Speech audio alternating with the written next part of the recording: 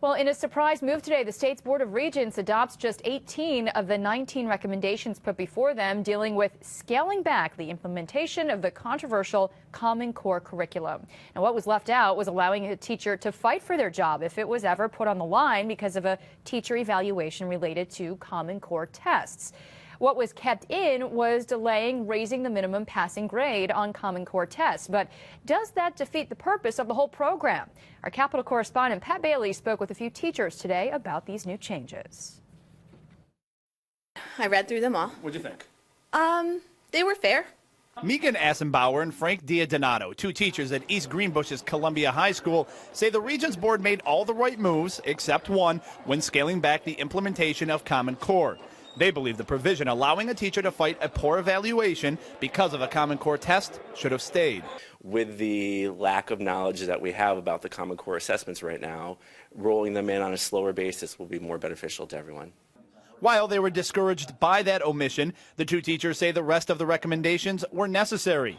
The one both agreed could be most beneficial is waiting 4 years to raise the minimum passing grade on Common Core tests. We need to become more familiar, more comfortable with the assessments, with how to roll things into our classroom, while at the same time having to have the children have more time to really enhance their own skills. But does more time with lower standards mean less effective learning? Does it defeat the whole purpose of the Common Core? State Ed Commissioner King was asked that very question yesterday, and he says he's worried about it. I do worry that 2022 is a very significant time away, and each year that goes by that students do not reach that college and career ready level, that's another generation of students who will leave high school underprepared. These teachers say that won't happen. Both Assenbauer and Diadonato say they believe in Common Core, and they back it. But while it is taking time to be properly implemented, the teachers say they and their colleagues are still teaching at a high level, and no student will leave underprepared.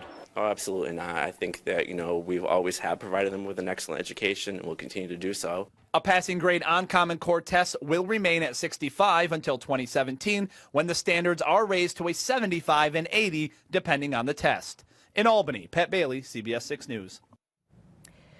It's money that comes from the taxpayers of New York State, meant to help in the fight against prostate cancer. Greg Floyd first told you about it late last year. Nearly $3 million raised over the past decade through donations made on a checkoff box on your New York State tax form. All $3 million just sitting there. It's never been touched, and that's because of a technicality with the law. Well, now in the wake of the revelations about the unused funds, Greg has found that the law is being changed. The statute itself is clunky. It directed it to a prostate foundation out of state. Everybody agrees that's not appropriate. Coming up tonight on CBS 6 News at 11, Greg will have a You Paid For It follow-up and let you know exactly when your money will finally be going to help out those victims of prostate cancer. Well, she was Hollywood's most famous child actress, but this week, American sweetheart has passed away. Shirley Temple Black passed away at her California home at the age of 85. She was one of the first children to make it in the movies. Her dancing and singing and those 52 perfect pin curls lifted people's spirits during the dark days of the Great Depression. She was known for her professionalism and for outshining her adult co-stars, but she had increasing trouble attracting roles as she grew older. Eventually, she left acting and entered a new spotlight, government service. She was the first woman to be appointed as the Chief of Protocol of the United States.